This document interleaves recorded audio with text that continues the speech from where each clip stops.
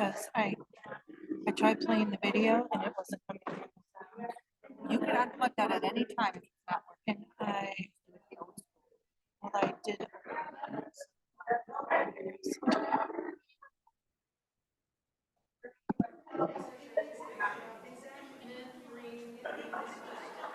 Steve, we're not hearing it.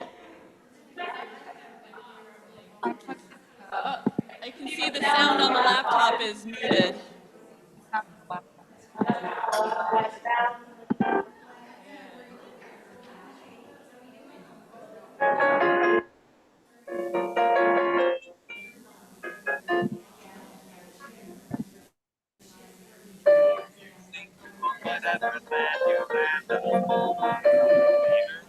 Weird, I can kind of hear it.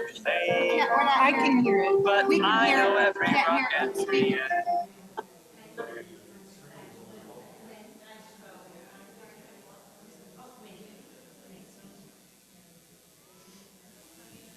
Good morning, everyone. We are going to get started in just a couple minutes. Ted, our music director, his kids got sick, and so he had to cancel last minute this morning. But he very kindly recorded all the musical selections we're going to do today, and so we're just trying to get those going so that we can have a virtual version of Ted accompanying us today, which is better than no Ted at all, right? Yeah. Okay. So we're gonna, no? Weird. Yeah, I can hear myself on that laptop. All right, well that's okay, because I think enough people know the opening song that we can sing it together. So I'm gonna give us a starting note.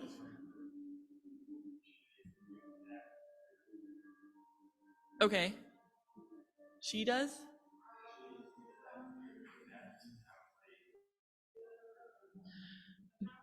John says that computer in the back needs to be muted. One of them. Loop it.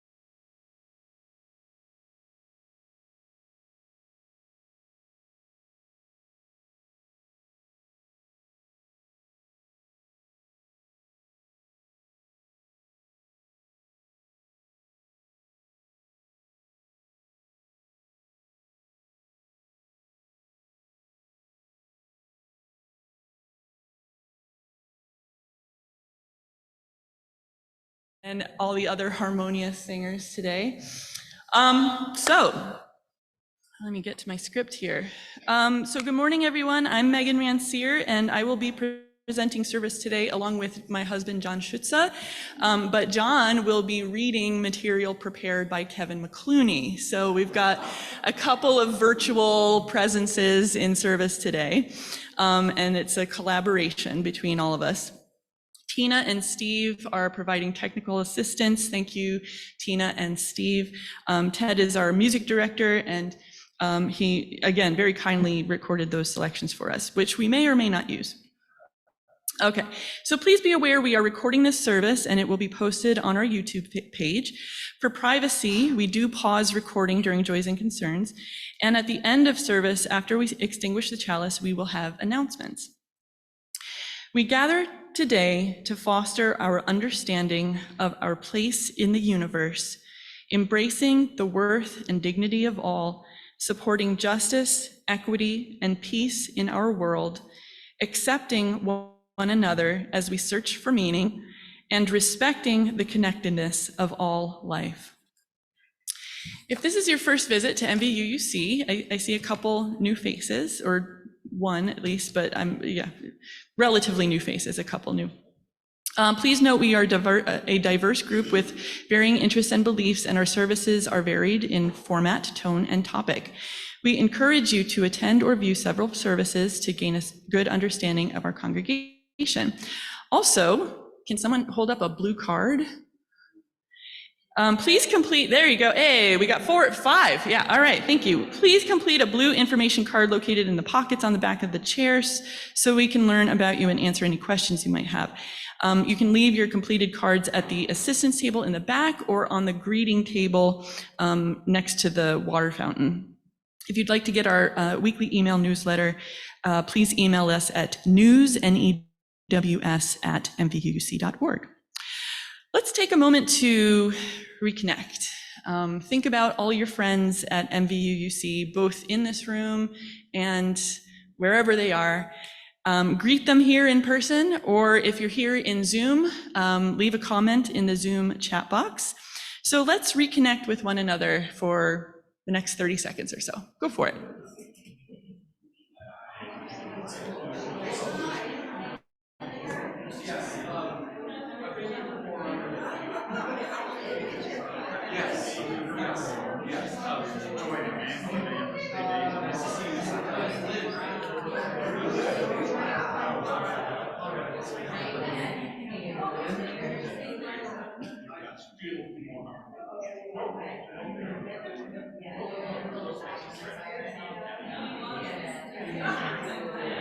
Sort of.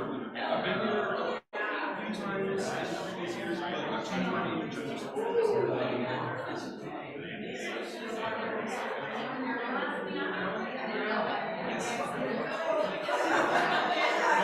do a left to mention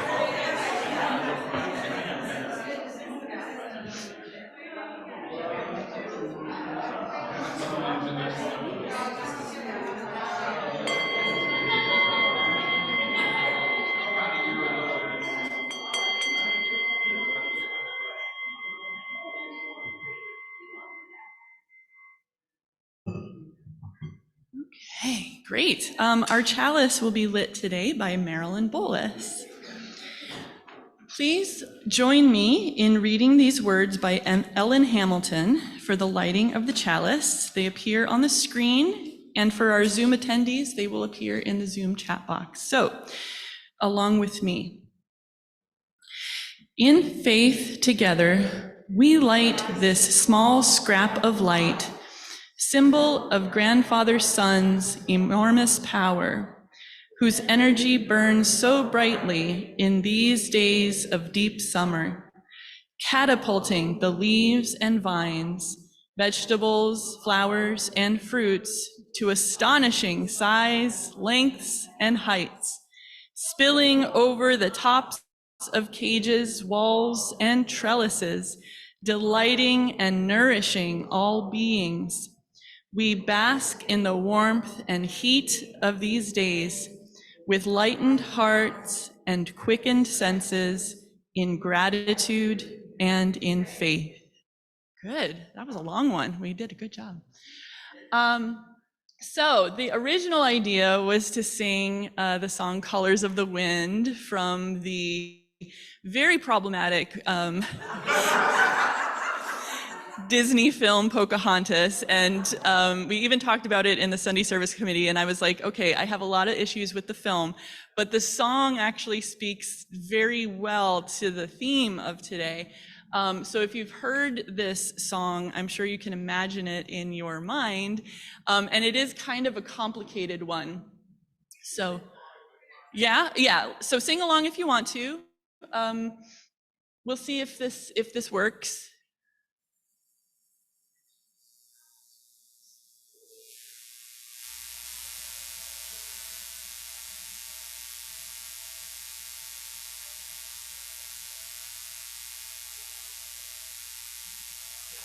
Just loading. Not working.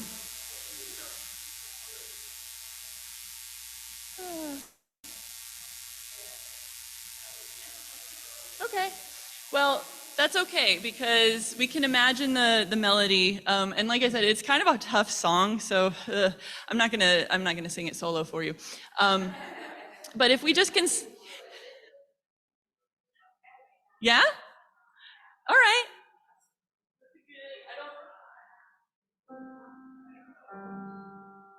Okay, why don't we start on this note? You think you won't? Okay. You land on the earth is just a dead thing you can claim. But I know every rock and tree and creature has a life, has a spirit, has a name. You think the only people who are people are the people who look and think like you. But if you walk the footsteps of a stranger, you'll learn things you never knew, you never knew. Have you ever heard the wolf cry to the blue corn moon? Or ask the grinning bobcat why he grinned? Can you sing with all the voices of the mountain? Can you paint with all the colors of the wind? Can you paint with all the colors of the wind? And that sounded great, so let's do the next verse. Come run the hidden pine trails of the forest. Come taste the sun-sweet berries of the earth. Come roll in all the riches all around you, and for once never wonder what they're worth. The rainstorm and the river are my brothers. The heron and the otter are my friends. And we are all connected to each other in a circle, in a hoop that never ends. Here's the bridge. How high does the sycamore grow? If you cut it down, then you'll never know. And you'll never hear the wolf cry to the blue corn moon. It's a little bit different. For whether we are white or copper skinned, we need to sing with all the voices of the mountain. There we go. We need to paint with all the colors of the wind. You can own the earth and still all you'll own is earth until you can paint with all the colors of the wind. Yay! Oh my gosh. I love that we pulled that off so well, especially because one thing I always say when I'm leading service is that we embrace imperfection, and like we didn't even have to embrace imperfection there. Like that was pretty perfect. Okay, so today's service is called Braiding Sweetgrass, and it's based around the book of the same title by Potawatomi author Robin Wall Kimmerer. And she is indigenous, but she is also a trained botanist. And she I think, is also an ethnobotanist because she tries to interweave cultural beliefs about plants as well as scientific knowledge. Oh, right over my face? It's probably that one. Maybe that one. This one. The one, oh, this one, right in front of me. Yeah. Yeah, just pull it. Magic. Okay. So Robin Wall Kimmerer is a scientist, but she's also indigenous, and she she bases this book, Braiding Sweetgrass, around the interweaving of what she's learned from science about plants and what she's learned from her cultural upbringing about plants. And she starts the book with this really great preface about sweetgrass. It's okay. If there's a candle in front of me, I'm fine with that. So here's the preface. What we're going to do today is we're going to read excerpts from Braiding Sweetgrass, and then we're going to share reflections on those excerpts. Okay? So the preface is about sweetgrass itself.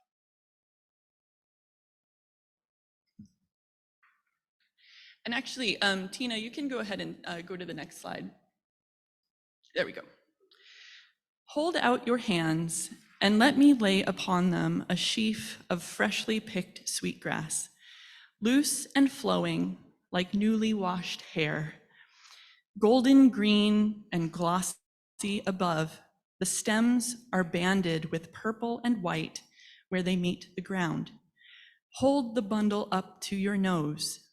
Find the fragrance of honeyed vanilla over the scent of river water and black earth, and you understand its scientific name, Hierochloe odorata, meaning the fragrant holy grass.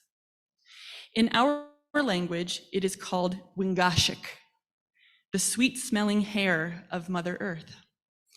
Breathe it in, and you start to remember things you didn't know you'd forgotten. A sheaf of sweetgrass, bound at the end and divided into thirds, is ready to braid. In braiding sweetgrass, so that it is smooth, glossy, and worthy of the gift, a certain amount of tension is needed. As any little girl with tight braids will tell you, you have to pull a bit. Of course, you can do it by yourself, by tying one end to a chair or by holding it in your teeth and braiding backward away from yourself.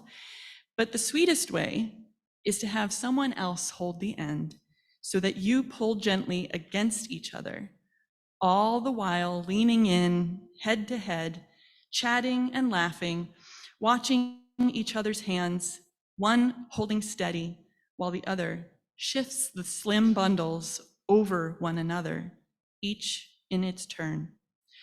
Linked by sweetgrass, there is reciprocity between you. Linked by sweetgrass, the holder as vital as the braider. The braid becomes finer and thinner as you near the end, until you're braiding individual blades of grass, and then you tie it off. Will you hold the bundle while I braid? Hands joined by grass, can we bend our heads together and make a braid to honor the earth? And then I'll hold it for you while you braid too. I could hand you a braid of sweetgrass as thick and shining as the plait that hung down my grandmother's back, but it is not mine to give, nor yours to take. Wingashik belongs to herself. So I offer in its place, a braid of stories meant to heal our relationship with the world. This braid is woven from 3 strands: indigenous ways of knowing, scientific knowledge, and the story of an Anishinaabeg scientist trying to bring them together in service to what matters most. It is an intertwining of science, spirit, and story, old stories and new ones that can be medicine for our broken relationship with Earth, a pharmacopoeia of healing stories that allow us to imagine a different relationship in which people and land are good medicine for each other.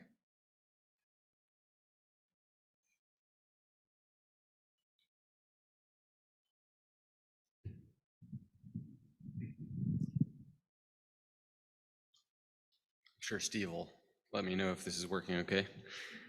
Sky Woman Falling. In winter, when the green earth lies resting beneath a blanket of snow, this is the time for storytelling. The storytellers begin by calling upon those who came before, who passed the stories down to us. For we are only messengers. In the beginning, there was the sky world. She fell like a maple seed, pirouetting on an autumn breeze. A column of light streamed from a hole in the sky world, marking her path where only darkness had been before. It took her a long time to fall. In fear, or maybe hope, she clutched a bundle tightly in her hand. Hurtling downward, she saw only dark water below, but in that emptiness there were many eyes gazing up at the sudden shaft of light. They saw there a small object, a mere dust mote in the beam. As it grew closer, they could see that it was a woman, arms outstretched, long black hair billowing behind as she spiraled towards them. The geese nodded at one another and rose together from the water in a wave of goose music. She felt the beat of their wings as they flew beneath to break her fall. Far from the only home she'd ever known, she caught her breath at the warmth embrace of soft feathers as they gently carried her downward. And so it began. The geese could not hold the woman above the water for much longer, so they called a council to decide what to do. Resting on their wings, she saw them all gather: loons, otters, swans, beavers, fish of all kinds. A great turtle floated in their midst and offered his back for her to rest upon. Gratefully, she stepped from the goose wings onto the dome of his shell. The others understood that she needed land for her home and discussed how they might serve her need. The deep divers among them had heard of mud at the bottom of the water and agreed to go find some. Loon dove first, but the distance was too far, and after a long while, he surfaced with nothing to show for his efforts. One by one, the other animals offered to help: otter, beaver, sturgeon, but the depth, the darkness, and the pressures were too great for even the strongest of swimmers. They returned gasping for air with their heads ringing. Some did not return at all. Soon only little Muskrat was left, the weakest diver of all. He volunteered to go while the others looked on doubtfully. His small legs flailed as he worked his way downward, and he was gone a very long time. They waited and waited for him to return, fearing the worst for their relative, and before long a stream of bubbles rose with the small, limp body of the muskrat. He had given his life to aid this helpless human. But then the others noticed that his paw was tightly clenched, and when they opened it, there was a small handful of mud. Turtle said, "Here, put it on my back, and I will hold it." Sky Woman bent and spread the mud with her hands across the shell of the turtle. Moved by the extraordinary gifts of the animals, she sang in thanksgiving, and then began to dance, her feet caressing the earth. The land grew and grew as she danced her thanks, from the dab of mud on the turtle's back until the whole earth was made. Not by Sky Woman alone, but from the alchemy of all the animals' gifts, coupled with her deep gratitude. Together they formed what we know today as Turtle Island, our home. On the other side was another woman with a garden and a tree. But for tasting its fruit, she was banished from the garden, and the gates clanged shut behind her. That mother of men was made to wander in the wilderness and earn her bread by the sweat of her brow, not by filling her mouth with the sweet, juicy fruits that bend the branches low. In order to eat, she was instructed to subdue the wilderness into which she was cast. Same species, same earth, different stories. Like creation stories everywhere, cosmologies are a source of identity and orientation to the world. They tell us who we are, and we are inevitably shaped by them, no matter how distant they may be from our consciousness. One story leads to the generous embrace of the living world, the other to banishment. One woman is our ancestral gardener, a co-creator of the good green world that would be the home of her descendants. The other was in exile, just passing through an alien world on a rough road to her real home in heaven.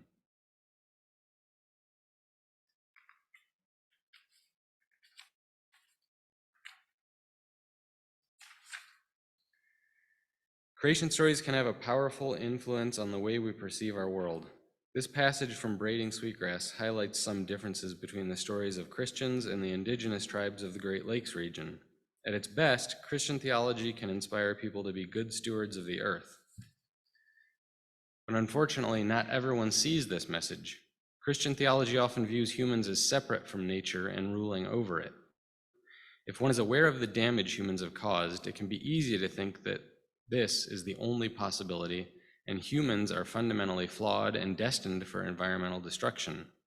But the story of Sky Woman shows another way, one in which nature and humans honor, respect, and support one another because they understand they are interconnected beings with inherent value, deserving of respect and compassion.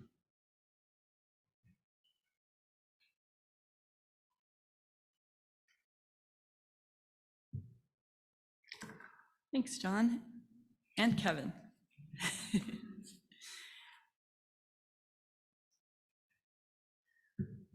So I'm going to continue this theme of telling stories, teaching through stories, and I'm going to start with the story of the Wendigo.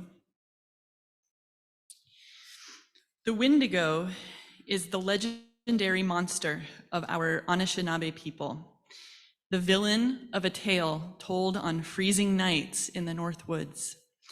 With arms like tree trunks and feet as big as snowshoes, it travels easily through the blizzards of the hungry time, stalking us. Most telling, its heart is made of ice. Wendigo stories were, and sometimes still are, told around the fire to scare children into safe behavior. This monster is no bear or howling wolf, no natural beast. Wendigos are not born, they are made. The Wendigo is a human being who has become a cannibal monster.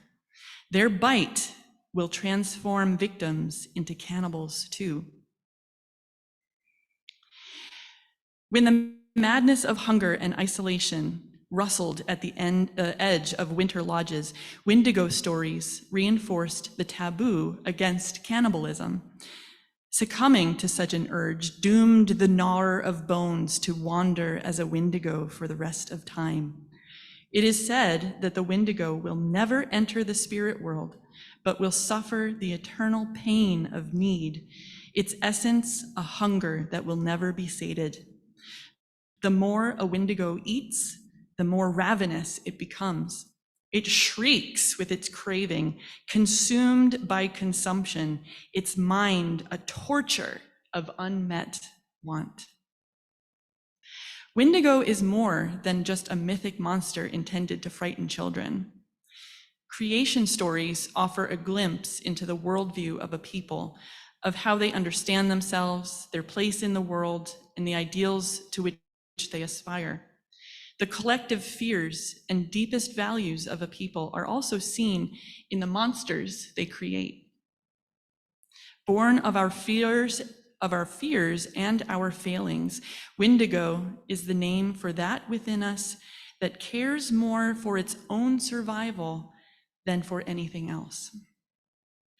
Traditional upbringing was designed to strengthen self-discipline, to build resistance against the danger of taking too much. Lost my place. The old teachings recognized that Wendigo nature is in each of us. The monster was created in stories so that we might learn why we should recoil from the greedy part of ourselves.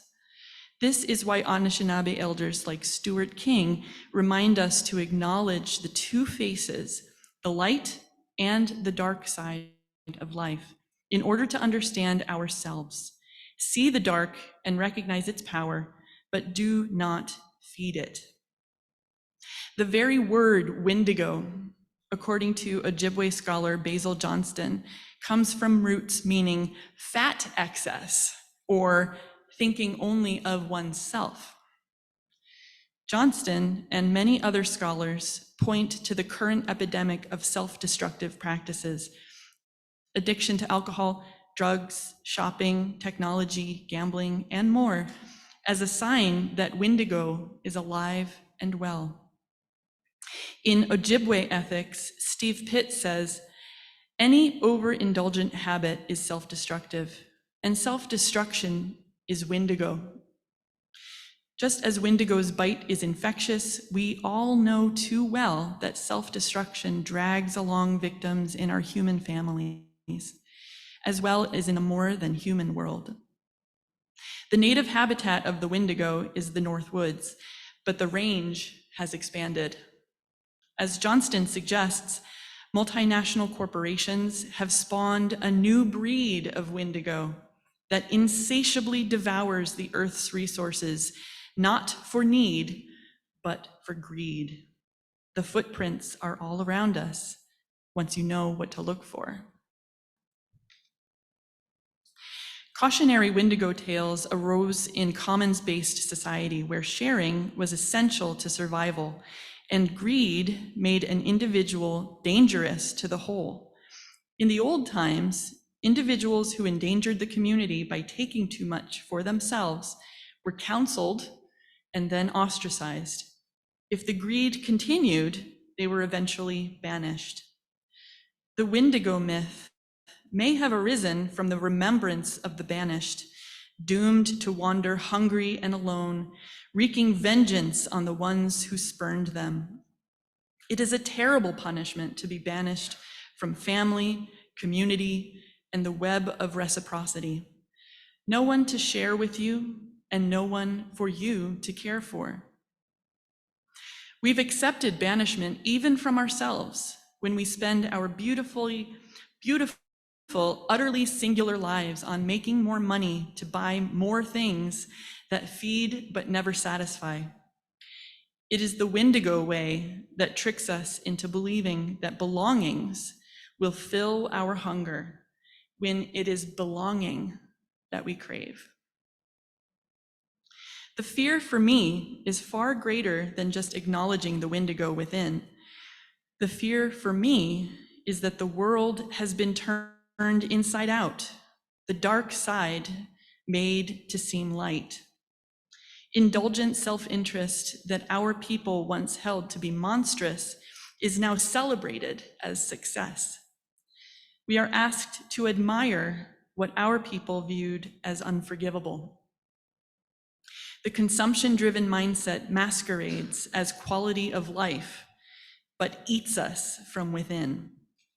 It's as if we've been invited to a feast, but the table is laid with food that nourishes only emptiness, the black hole of the stomach that never fills. We have unleashed a monster.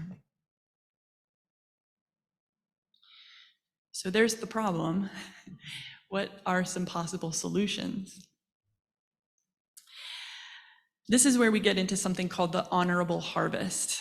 And there are a lot of elements to the honorable harvest, but I will, you can read through them on your own as I read this passage to you.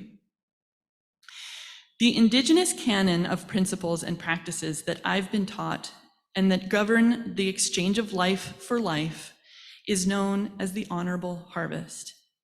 They are rules of sorts that we follow so that the world might be as rich for the 7th generation as it is for our own.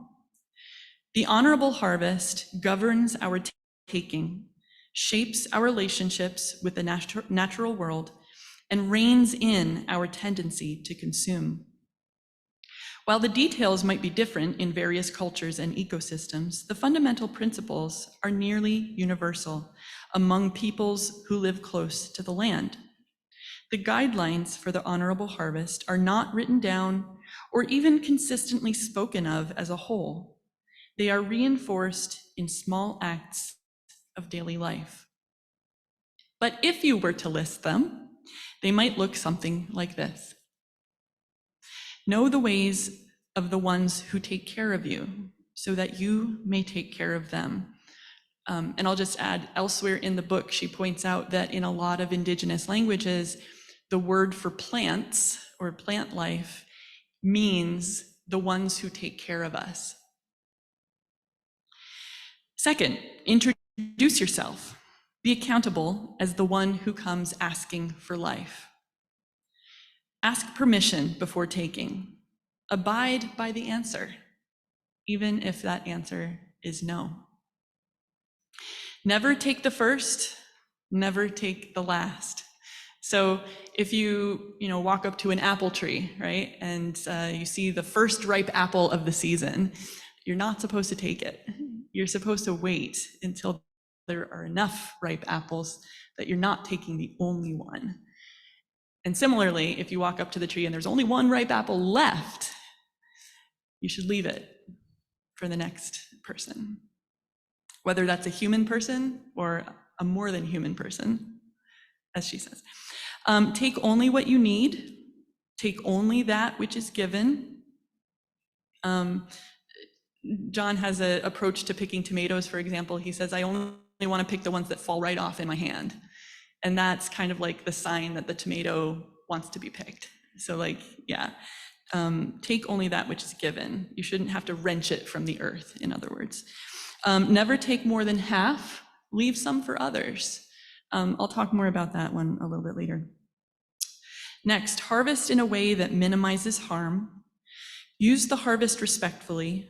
Never waste what you have taken. That's a really, really tough one for us in American society. Share. Give thanks for what you have been given. Give a gift in reciprocity for what you have taken. And sustain the ones who sustain you, and the earth will last forever. So that last one really gets back to the idea of the 7 generations. Like if we only use as much as we need, there will be enough for everyone. But the problem is that contemporary society tells us, take as much as you can, right? And obviously that's going to use it up a lot faster. So last short excerpt here. Actually, I'm going to skip the last excerpt. I'll just go to my reflection. So I've had a lot of opportunities to try practicing the tenets of the honorable harvest recently, as I've learned about foraging. Those of you who know me know I'm very, very excited about foraging for edible plants in local public spaces and even my own backyard. When I first started foraging, I only had a vague sense of how much I should take.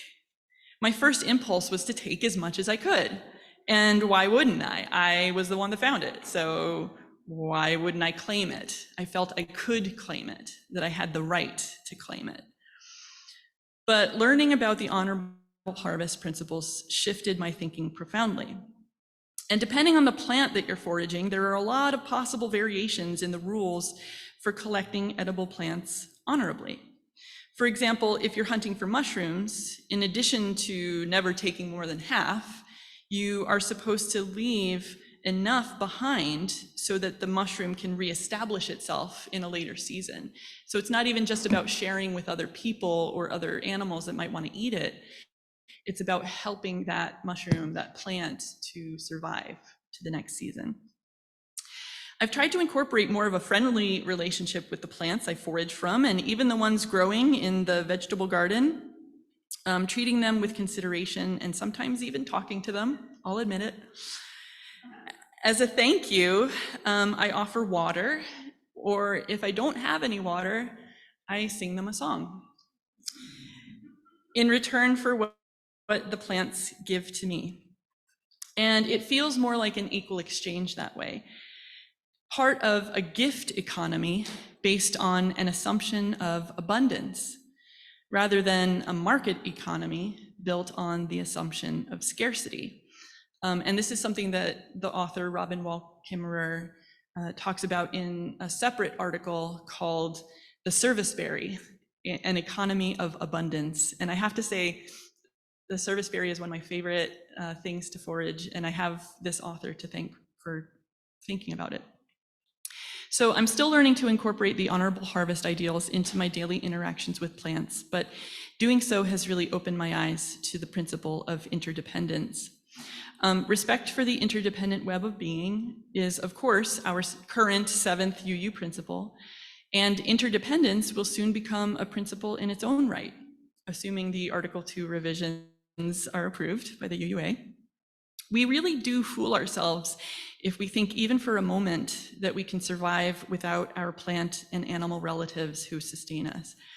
And although many in our society have forgotten about their connection to the natural world, there is still hope that we can regain it by rediscovering a reciprocal relationship with the land and remembering to feel gratitude for everything it gives to us.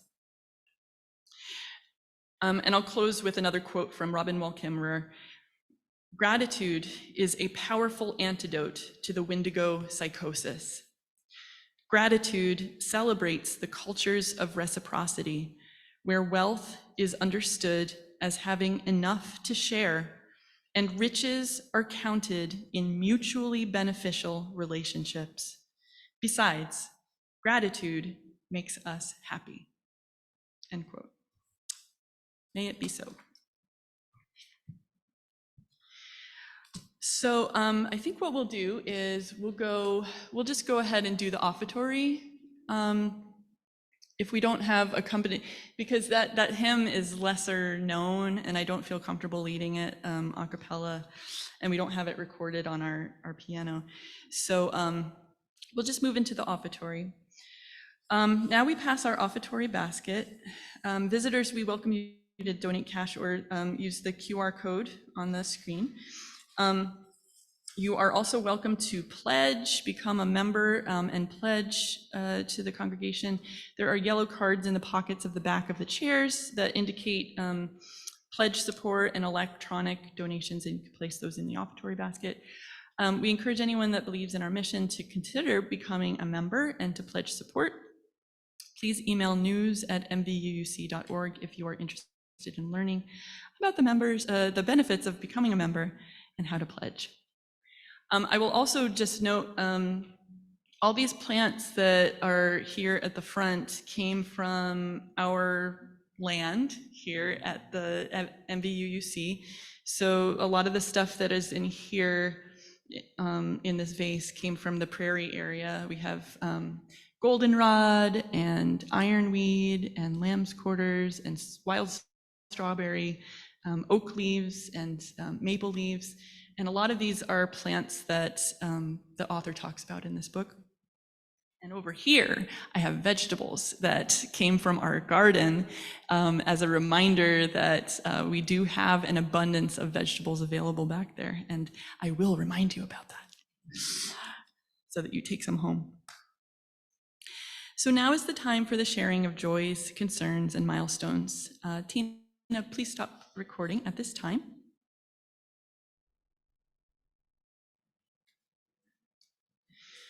All right. Any joys and concerns in the Zoom, Tina? Okay, awesome. You can resume recording. And we're going to just go to extinguishing the chalice. So our words for extinguishing the chalice come from, no surprise, Robin Wall Kimmerer. And they can be found on the screen or in the Zoom chat box. So let's read together. The land knows you, even when you are lost. The land loves us back. Love is medicine for broken land and empty hearts. Live as if this is the land that feeds you, as if these are the streams from which you drink, that build your body and fill your spirit. Thank you. Now is the time for announcements. Does anyone have an announcement they'd like to share? Lynn, I think you had one, right? About the birdhouses? Oh, yeah. I can make it for you if you want, but no, you go ahead. So that the Zoom folks can hear it. You might have noticed when you came in there a whole lineup of bird feeders and that kind of help yourself. I'm not feeding birds anymore, at least not for the next couple of years. So yeah, take whatever you want. Thank you, Lynn. I have a few. Oh, Steve, do you have one? Go ahead.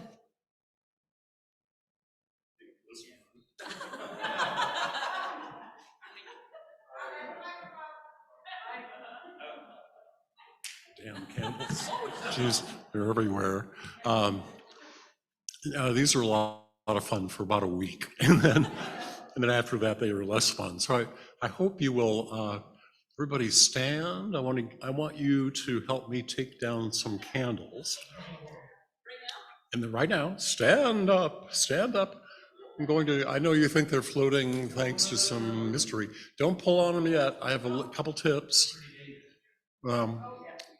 Yeah, understand that there's a pin that's stuck in the ceiling, and then there's a lot of fish line, and then the candle's tied to that.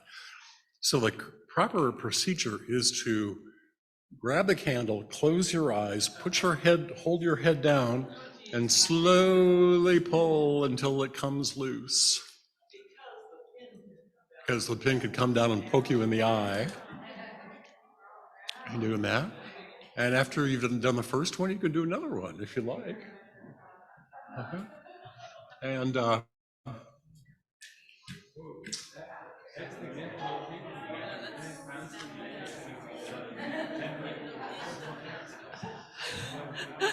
Oh, geez. And if you're not comfortable with this at all, you do not need to do this. Okay. Yay, good job. Okay. While you're doing that, I have a few more announcements. This is actually a start on one of my announcements, which is, we're getting the church professionally cleaned on Saturday. Yay. Oh, believe me, this is a big yay. So if folks are willing to help stack chairs after service, that would be great. And if you feel like tidying up in whatever other way. Oh no, I feel like I'm losing people. Okay. Okay. I would also like to organize a cleanup, like a pre-cleanup cleanup on Friday, because we just need to like get rid of some clutter for the cleaners. So I'll be here on Friday cleaning stuff in the evening, starting at 6 p.m. on Friday, September 1st, if people want to help out. Also, Campus Fest at BGSU is happening on Wednesday, August 30th, and I really need at least 1 or 2 volunteers. So I have a sign-up sheet. So if we could, Tom, would you mind starting this sign-up sheet around? You don't have to stay for the whole time. It's from 1 to 4. If you can stay for an hour, that's fine. But I just need at least 1 or 2 more people to help me with that. It's on Wednesday, August 30th, from 1 to 4. Yeah. And then last thing, Board of Trustees meeting is tomorrow, August 28th at 6:30. So board members, don't forget. All right, so let's do our closing song, and because we don't have the one planned, let's just go with the song in your heart. If you don't know the words, they are on the inside of the gray hymnal, and I'm gonna start us off with the piano here.